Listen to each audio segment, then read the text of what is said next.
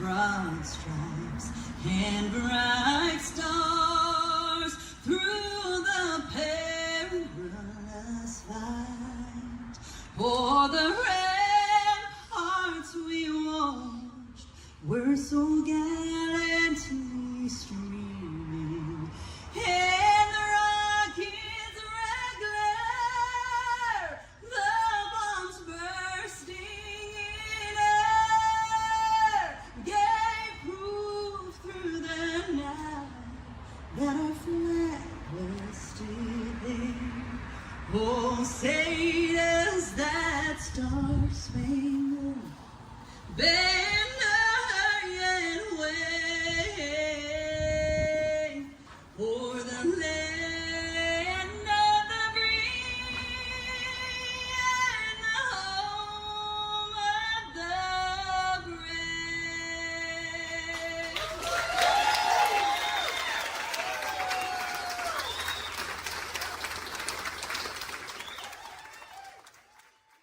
Welcome to Homeland Heroes Salute podcast with your hosts, Doug Macedo and Jim Roberg.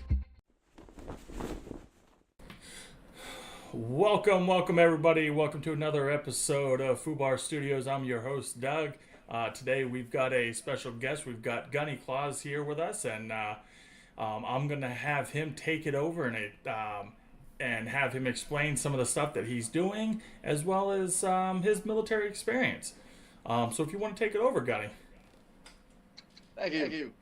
My name isn't actually Gunny Claus, it's just a persona. I served in the United States Marine Corps from 1986 to 2007. I was a military policeman, criminal investigator, drill instructor, Marine combat instructor, border survival, military police instructor, and I finished up my career with a tour in Iraq during the surge with the police transition team. Okay. During your time, in the service, as a drill instructor, how was that transitioning new recruits when they're coming into Paris Island and stuff like that? How was that? What was the whole background to it, as well as the transitioning, knowing that you're doing this? So the first thing about being a drill instructor is you go through boot camp all over again. Your school is 13 weeks, and you go through every step that the recruit would go through, so that you know how the training is now compared to what it may have been when you went through. So when I went through boot camp in '86, there was no crucible. We didn't have that moment. We didn't have a transition week where we stopped calling our drill instructors sir and started calling them by rank. So that was the first thing that you had to get used to. And as a staff sergeant, it's pretty hard to humble yourself and act like a recruit again. Yeah. So that's one of the first things. I was a recruit at Paris Island because I grew up in New York, but I like to joke that I took the real Marine Corps to Hollywood when I was a drill instructor out in San Diego. Yeah. And everybody argues, which one's better, which one's harder, which one the drill instructors are, or whatever. And, the answer I give everybody is there's no way that any drill instructor is going to be any easier because they're on the East Coast or West Coast. They're going to train those recruits to the best of their ability and as hard as they can within the regulations. Yeah. Now, did you ever have any, soldiers that want to pretty much, not, like they wanted to disobey the order of, training and stuff like that and try to ring out, like not ring out, but just, not want to train and try to get chapter out of that? Out of the Marine Corps. So the term we use is refuse to train. Yes. And it happens once in a while. Generally, there's other circumstances in that recruit's life that are causing them to not want to be there anymore, whether it's a personal reason, a family reason, a relationship. It's not actually what's going on in training that causes them to stop. It's something outside of it that influences them. Gotcha. And the simple thing is as a drill instructor, your job is to keep them training. Yeah. You then take that situation and you give it over to the senior drill instructor to talk to that recruit to find out what the problem is and to get them past that point so that they can continue on and graduate. The harder part is when a recruit is injured and can't stay with your platoon and then has to go to the medical rehabilitation platoon or the physical conditioning platoon. Because when they get there, they're not with a drill instructor that they know, they're not with recruits, their fellow recruits, and that can really cause them to lose interest, lose their drive and ability to continue on training. Yeah. And so that's really the harder part than somebody who's in a platoon that doesn't want to be there for a short period of time. Gotcha. Now, because I know, again, when I went through the basic training through the Army, I injured myself and I had to go into the rehabilitation platoon, which was at Fort Jackson, South Carolina, which was the 120th. I had to go through physical therapy and stuff like that, which I think lasted like 3 months, I think it was, which, puts a little damper on people, kind of puts you back. But, I know my experience from it, it wasn't as bad as it really seemed to once you got into knowing some of the recruits that were around, because there were recruits that were in there that were there a lot longer than I was. They didn't really give us the option to go home and say, okay, we're chaptering out and we're done. It was more just try to work on yourself to get your back downrange, back into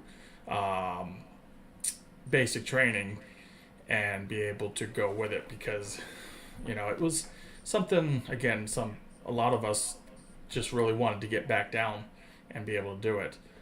But again, it kind of puts a little bug into you, but you go with the flow. Now, did you ever, while you're in there, while you're in the Marine Corps, and then you got out of being a drill instructor, was there always was there any time where you took other soldiers that were below you, more under your wing, to give them guidance as they're moving up the ranks and stuff like that? So you're always trying to set the example for junior Marines, and I was always looking at those that were above me as examples. I remember my first duty station, I got sent to Okinawa with the 3rd FSG, now 3rd MLG, and we were going on a unit run, and there was a senior Marine who obviously wasn't in good shape, and they were making the excuse that they weren't making the run because they're in the back helping somebody else out who was junior to them that was having difficulty in the run. Yeah. And whether he had a physical problem or I never knew what his situation was, but I looked at that and I said, if I can't be leading my Marines physically, there's no reason for me to be in the Marine Corps anymore. And so I used that as a bad example that I would follow that and be that Marine someday. And then conversely, when I was senior and I got my leadership position, I always made sure that if it was at the rifle range, I was firing experts. If I was at the taking a physical fitness test, I was getting a first class physical fitness test. Being a Marine combat instructor of water survival, that's the highest water survival level you can get as a Marine. I joke the only person who can swim better than me is somebody who's in recon or a Navy SEAL, because they learn scuba and everything else. Yeah.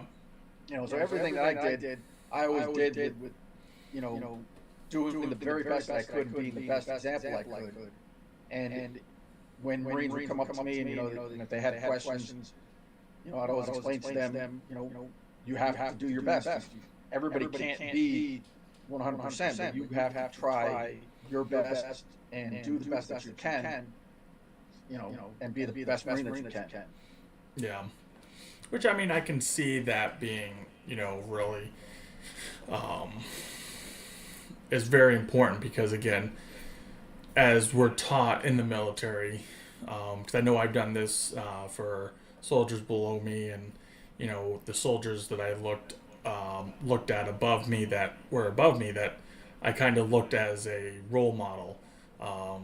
Again, I had two tops that I had, two fire sergeants that were above that I was served under, and both of those individuals I kind of always looked up to as my military career.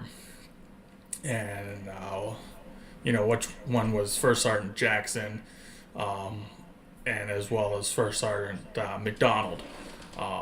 Both of those individuals I still keep in contact with, and I know First Sergeant McDonald's out, but I believe First Sergeant Jackson is still in. But again, those individuals I looked up to, and the soldiers below me, I always made sure that they knew what my job was, as well as made sure that they knew what the job was below them.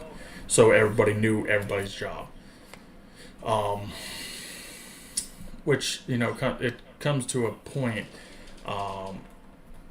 as we all get out of the service and do our time, how was that? Because, again, like you said, you were in during the siege of Iraq. How was your transitioning of getting out of the service and in 2007? How was that transitioning getting out? Was it difficult? Was it somewhat of an easy transition, or was there, some challenges you had to, overcome? Well, getting out of the military for anybody is going to be a challenge. They had a transition program in place at the time that you go through. It was about a week long, I believe. Part of the problem for my transition time was that I was in California and I was moving back to New York. So a lot of the questions I had about veterans benefits and agencies that I could use when transitioning, they may have been in California, but they didn't know what they would be in New York. And so a lot of my questions weren't answered until I actually got back to New York and I registered with the VA and I started getting involved in the organizations in and around Albany to reintegrate into society. So that made it a little bit harder. Looking at people today and hearing their stories, the program has improved, and there's more information out there with the internet, social media. There's other means of figuring it out. That I didn't have when I first got out in 2007. Yeah, there was MySpace, but the social media interaction wasn't as big as it is now, and there weren't as many resources. For example, nobody was doing YouTube videos like this to explain things to people. So this is really good for it. No, absolutely, and it really is, because again, from the time, even going back to when I was, before I even got into the service, it was a different time. They just started having cell phones. I believe people were able to afford cell phones in the early 2000s and stuff like that, and people had cell phones. It still wasn't computer savvy. You had to hit the same number 4 times to get the letter you need. And you made a good point. The way social media is nowadays and YouTube videos, there's a lot more stuff that's out there.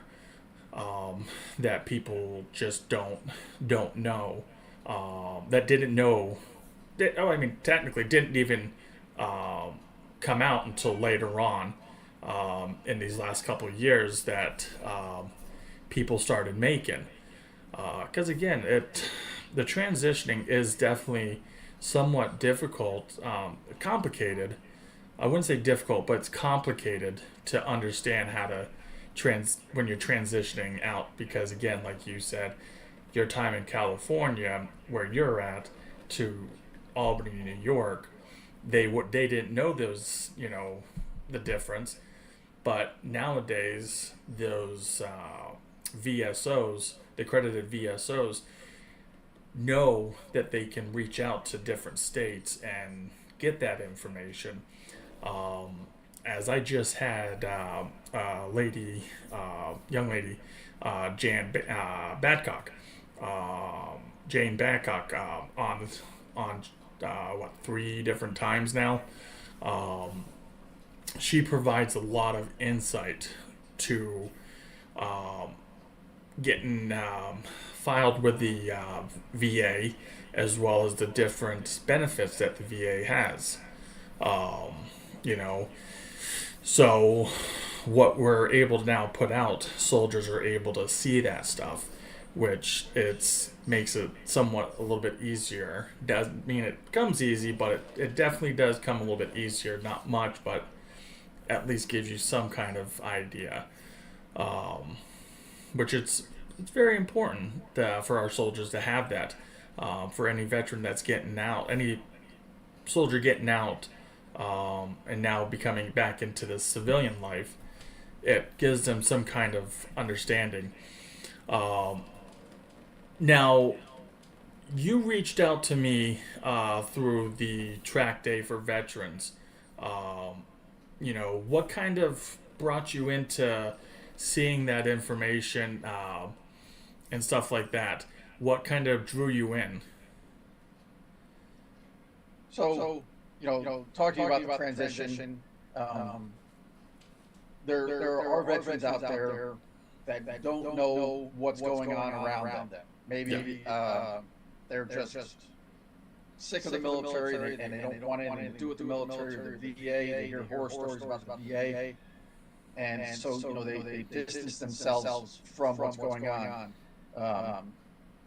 I know I have a persona that I help around Christmas time, but the thing is veterans need help year-round.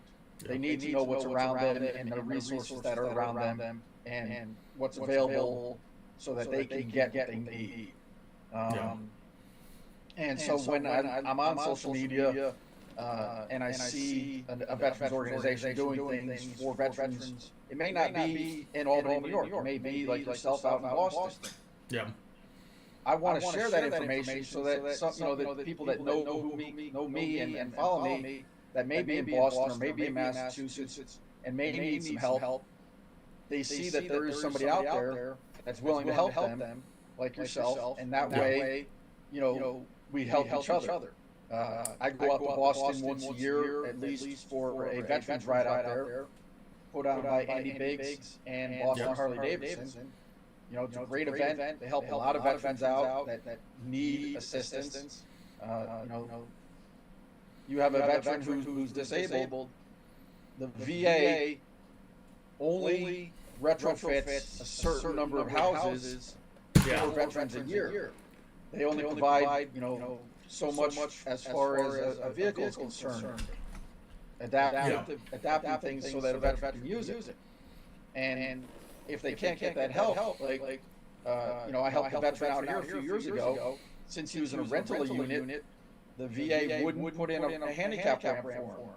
And he had a powered wheelchair, he had an electric wheelchair that he had to get in and out of his house from. And there were steps, there was no ramp. So he could only get out of his house once a week when a veterans organization came there to take him to the VA for his visit. And so through Home Depot and their grant and volunteers, we went out and we built him a ramp so that he could get in and out of his house easier when he wanted to. So, that's the whole thing is this this interconnectivity working together and letting people know what's out there to help them. Yeah. No, absolutely, and that's where one of my goals with this is. There's so many groups that are out there, like Andy Bigelow's group, because that's one of the events I've been going to for umpteen years now.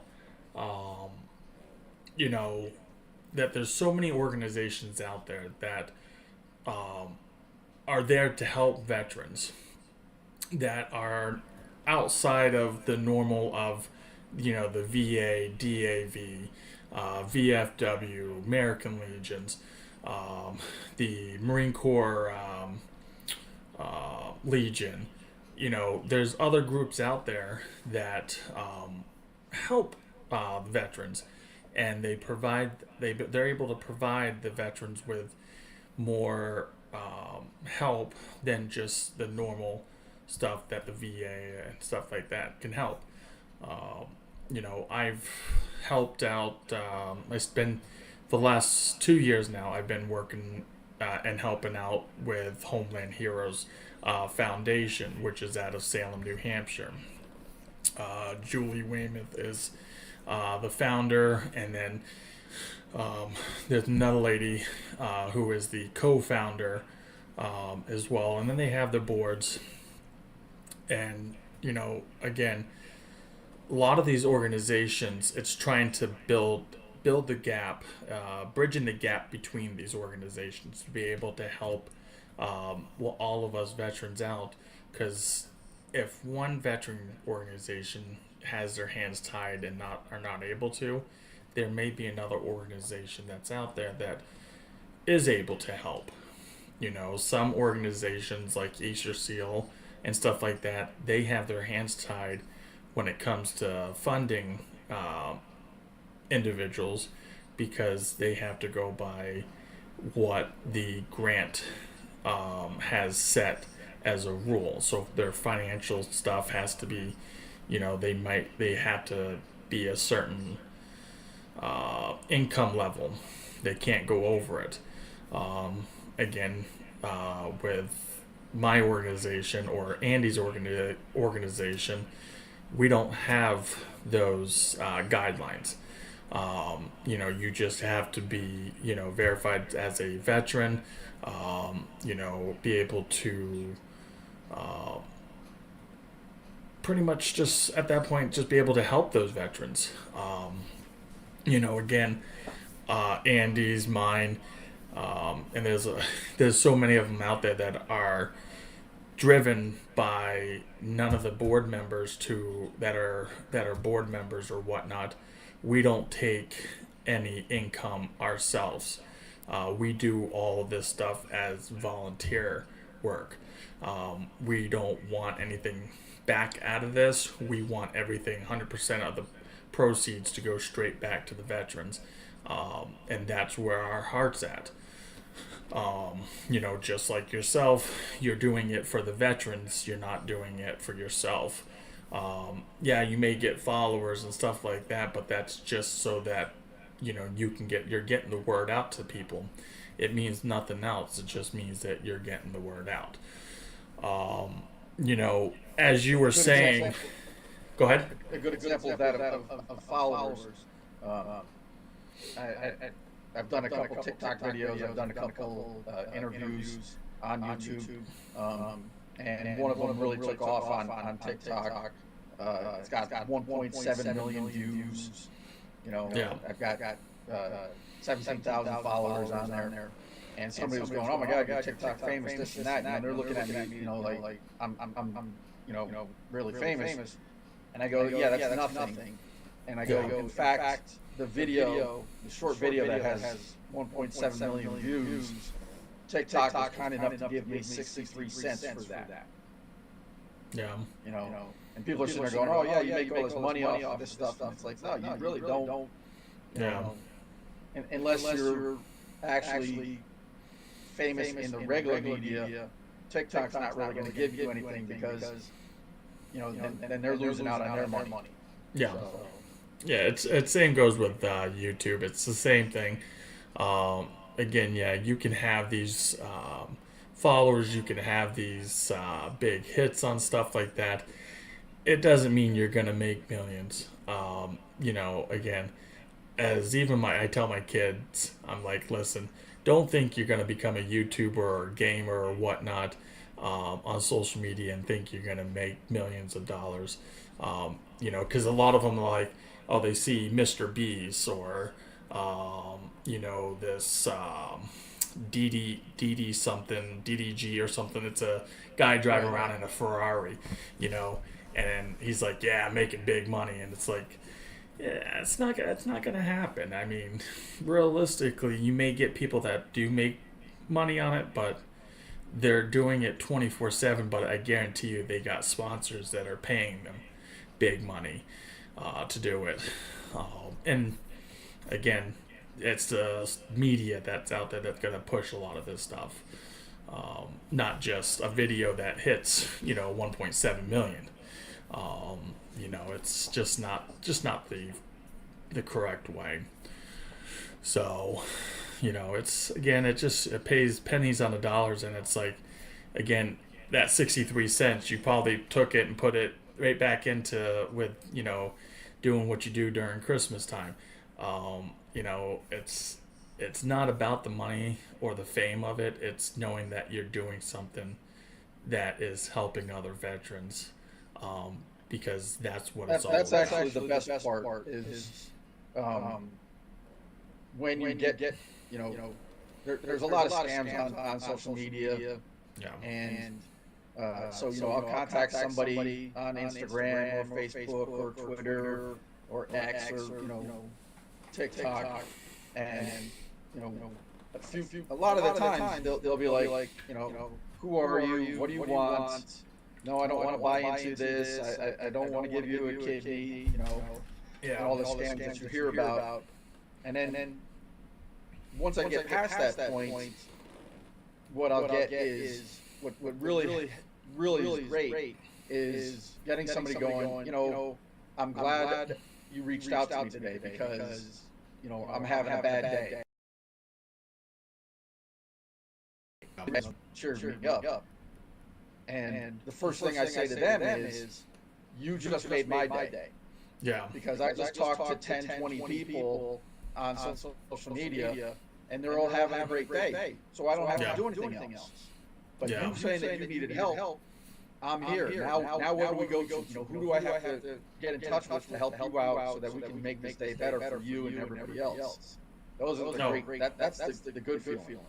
Oh, absolutely. I know. I mean, I've received myself, again, because I put my phone number out there. It's like, if you're down and you need someone to talk to, it's those phone calls when someone calls in and says, hey, Doug, I seen you on your podcast. I read everything. I got your number off of it. Hey, I'm going through a bad time right now. I just lost my brother a couple months ago, and now I just lost my mother. It's just me. I need someone to talk to. And this is at like 10 o'clock at night a couple weeks ago. And it just makes me feel good to myself that, I'm now talking to this individual and I'm helping them out. And it's that feeling that I know that I just helped that person through. And, occasionally I get a message from the individual since then. So it's a good feeling. And it's like, that's why I'm here. I don't want, anything else but knowing that I can potentially just help you off of whatever you could have been thinking of, and changing that outcome, which is good. And that's what I always look forward to. And with the track day for veterans, that's where I give the opportunity to, veterans that want to participate, even Gold Star family members, if they want to participate. All they got to do is reach out, send me, their information. They can see the races where we're at, and they can come out at any one of those races. We've got 4 teams that are participating on this, and You get shirts, merchandise shirts from the race teams. We donate the shirts that we have for the veterans for Track Day for Veterans, because again, we got a sponsor who pays for the shirts. I just picked up, which I'm going to be putting out on this, is we are getting challenge coins, which I know is a big thing for veterans and servicemen and women. Is challenge coins. Usually, it's like used to be a little different. Used to be just certain people would always give out those challenge coins, and it'd always be for certain things. Now it's more giving out to a lot of other people, but we're giving out the Track Day for Veteran challenge coins, and those challenge coins will be going to the veterans that participate in the Track Day for Veterans. They will be given that challenge coin at the end of the race, which makes them kind of it's to let them know, hey, you are part of our family. You will always be a part of us. And they're always more than welcome to come back to any of the races that the teams go to, and they can always be with them in the pits, which always makes it very, I would say, interesting and an experience, because you get to hear the roaring of the engines of all of the race cars, So, who's donating that? There is the Veteran Development Corporation here up in Massachusetts. They're a bigger company. It's going to be a lot more stuff coming up in the coming years. But I finally was able to partner up with them and be able to get them to where they said, hey, you know what? We will make you guys, get you guys the challenge coins, which is absolutely amazing. But this is the release of this, because I haven't said it to anybody, but this will be the release that we're now partnered up with Veteran Development Corporation. And there'll be more to come as the as this relationship grows with them. So Good.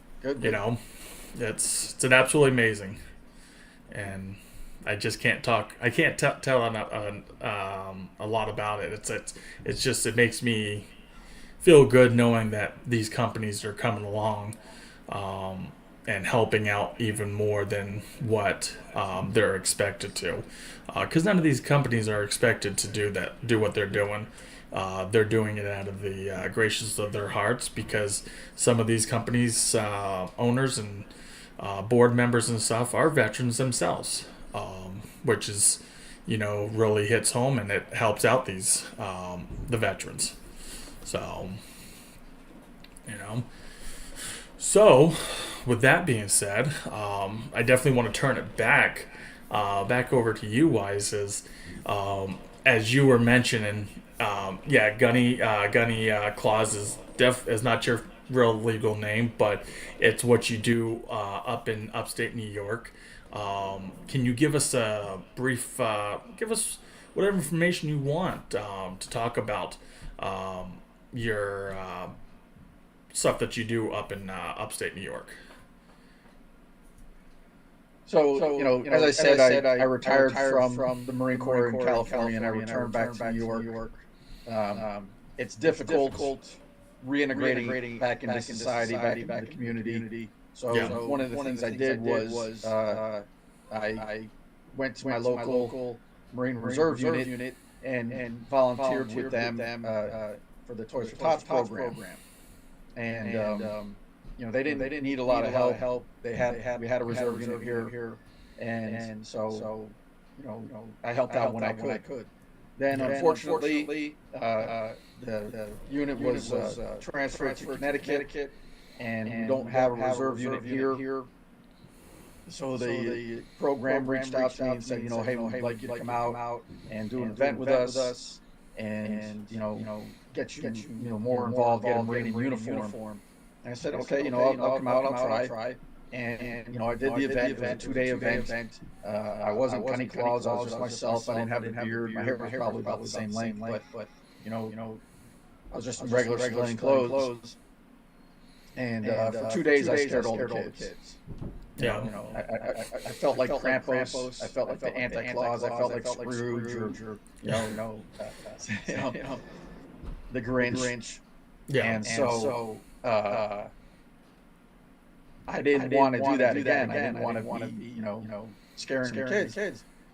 And I was fortunate that I was talking to a friend of mine in New Jersey who had been in the Commandant Zone, the Drum and Bugle Corps, and I had seen Gunny Claus down in South Carolina, the original Vietnam veteran.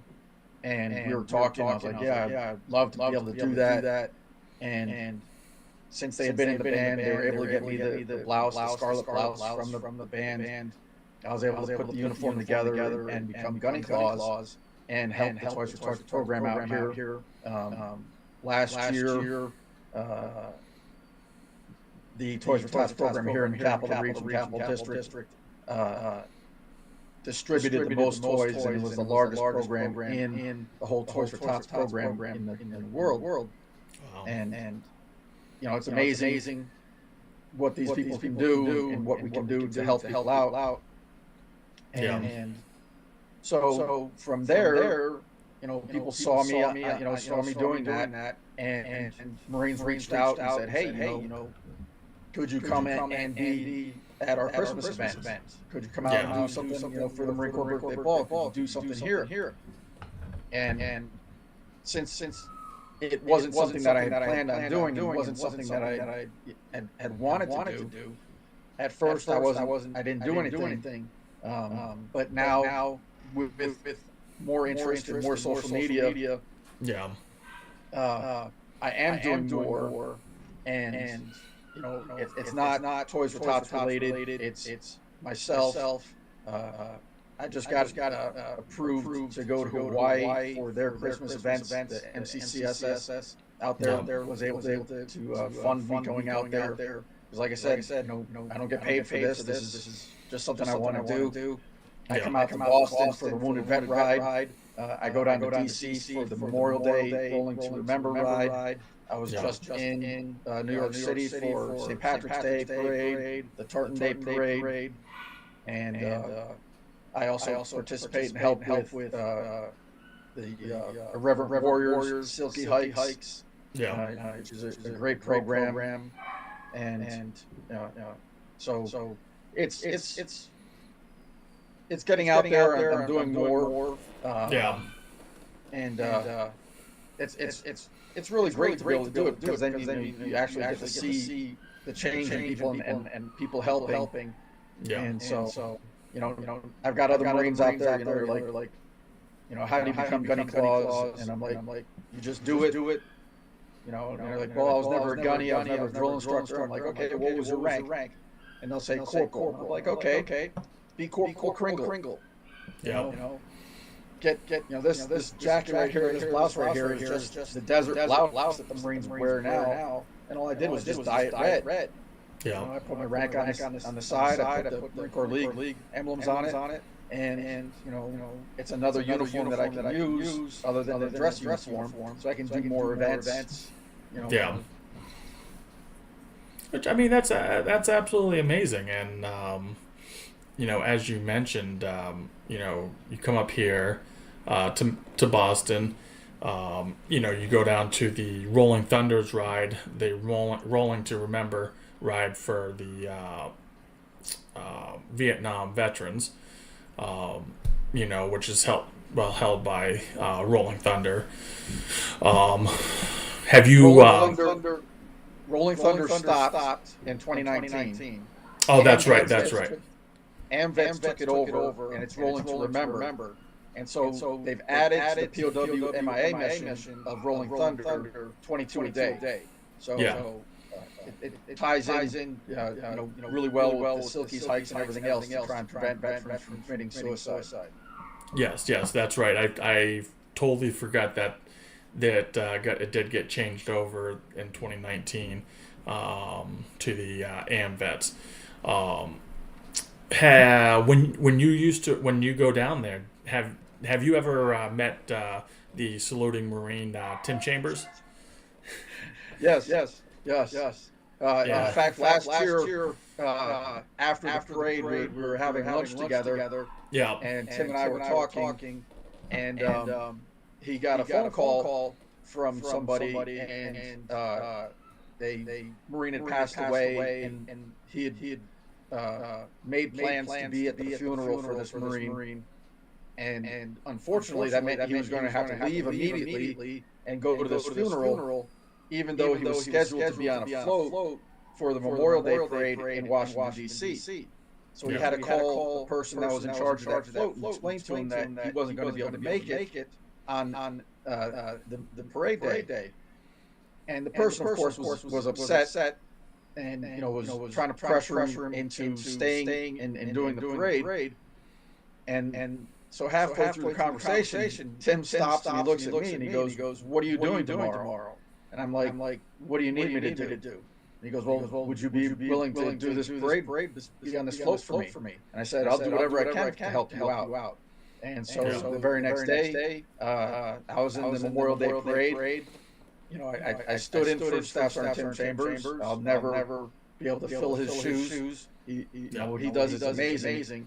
I was able to be able to do that though, just for a short period of time, and we keep in contact. I'll see him down there again this Memorial Day. Yeah. He I actually was just talking to him through Facebook, because again I met him through Andy. Yep. But I also went down to the Rolling Thunders ride, which was back in 2015 when I went last. The last time I went was 2015, and I met him down there. Which that was an absolutely amazing, and easy to get off course and not go the whole ride. I'll tell you. Yeah. But it was still an absolute. The thing is Rolling Thunder, rolling to remember. You don't have to ride a motorcycle to go. You don't have to ride a motorcycle with tent. It's there for remembering the POWs and MIAs. It's there for preventing veteran suicide. Yeah. There's a lot of other things in the area that you can do at the same time. There's an organization that goes to Arlington Cemetery on Saturdays and places markers on the gravestones for families. There's the actual Memorial Day parade on Monday. So there's so much. Go. Yeah, there's so much to do without having being on a motorcycle. Again, there's so much to do in the veteran community without having to ride a motorcycle, because a lot of these events that even the motorcycle groups that do motorcycle rides, you don't have to ride a motorcycle. You can just show up in a car and attend and pay whatever, donate whatever you can to that ride, and and do your thing. There's so many avenues to help veterans in the veteran community, because let alone it's not just the veterans, it's also the veteran families. The wife and the kids, or the husband and the kids. They all sacrifice something as well, as their spouse is serving. And that's the biggest thing, again, that's out there, is we need to be able to support and help them in any way we can, because it's not just the veteran that goes through things, it's also the family. And that's absolutely amazing what you're doing.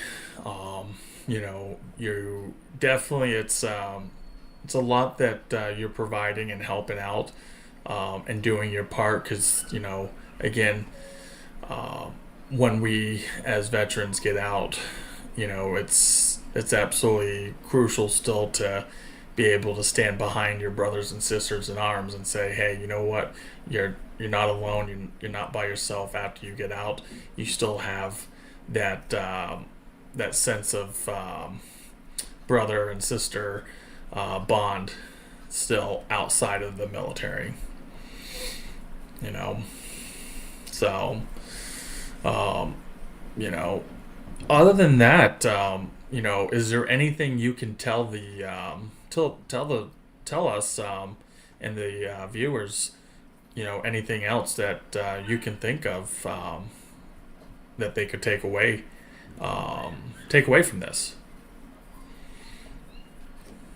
I think the one thing is that I said this on another podcast. You're going to get out of the military. You're going to try and reintegrate back into your family, back in your home life, back in your community, and you're going to hear a lot of people say that you've changed, that you're no longer the person you were, and the thing is because all of those people, that community, have been there for those 4 years, 10 years, 20 years, 30 years. They don't see the changes that they've gone through. They don't see that you know they've evolved. They're no longer the same person that they were when you left. And they're going to put that all on you. And they're not going to be able to understand, you know, how you are now as compared to how you were when you left. Yeah. That's the hard part for a lot of veterans to accept, because it gets dumped on us. It gets dumped on the community. We're the veterans. We changed, and they've changed also. And you have to be able to let them understand that they've changed too. You know, my family's moved. They've had different jobs. They've had you know different partners, different things go on in their lives. And but since it's their life and it just happened every day, they don't notice those big changes. Whereas you know, I see the changes, the big changes in them. And so don't take it too hard. Don't take it too personally that they're putting this on you. Yeah. Accept it and look at it, and when you can, let them know that they've gone through changes too. And that you're having to adjust to how they are now also. Not just them adjust to how you are now. So I think that's the one thing that we really need to get out there to not just the veterans, but the families of the veterans that come home. Oh, absolutely. And you know, as we sit here and watch this, you know, definitely, if anything, you didn't take anything else away, that's one very important is to take away is, you know, just know that you as a veteran, you might have changed, but don't let that just discourage you or put you down, because just take it with a grain of salt, because again, once you do see those other individuals, they've guaranteed they've changed, and they're just not bothering paying attention to that. And you know, it's very important just to take it with a grain of salt and run with your own things and do your thing. So again, we definitely do appreciate it, Gunny Claus. I'm gonna keep calling you that. Maybe one day I can become, you know, what is it? I'll become an elf for Claus, you know. Well, I know a person who was a soldier, and he calls himself Sergeant Santa. Yeah. You know, so I mean, there's also all sorts of opportunities out there for people to do. You know, if they want to be involved in helping others, you know, around the Christmas time. I think I might want to become an elf. Do Army Sergeant Macedo, the elf on the shelf, you know. Yep. But no, we definitely do appreciate it again, and thank you for all the information you've provided and your background, and definitely look forward to seeing you more and potentially getting you onto another episode here with us. All right. I'll be out there for the ride. Yeah, that's coming up here soon. So if you make it out there, we can talk there, take some pictures together. That'll be fun. Absolutely. I will definitely be there. As I already talked to Andy, I know I will be at Suffolk Down. and have to get you in contact even with the one of our race car drivers. He's going to be down there at the Boston Harley as well with his Humvee that he has. So look forward to seeing you then, and until next time, you guys, we'll catch you later. Semper Festivus. Absolutely. Thank you for supporting Homeland Heroes Salute podcast. Please make sure to like and follow Homeland Heroes on all of their social media outlets. Homeland Heroes Salute podcast is a Fubar Studios Sinista1 co-production.